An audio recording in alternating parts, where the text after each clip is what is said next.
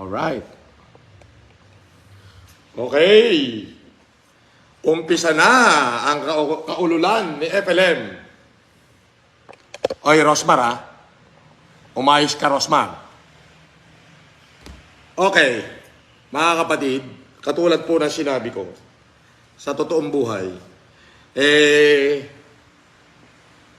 matulungin tayong tao. Pero ang gusto ko sana, ang tutulungan ko, ang ibibigay ko ay ayuda. Alam niyo yung ayuda? Wheelchair, yung may pilay, bigyan ko ng wheelchair. Yung malabo ang mata, bigyan ko ng salamin. Yung walang makain, bigyan ko ng bigas. Yung walang ulam, bigyan ko ng grocery. Yung bata na may sakit daw yung kanyang anak, basta may fruit, ibigyan ko ng pangbili ng gatas, diaper. Ganyan lang ang akin. Hindi ako marunong ng mga ganito.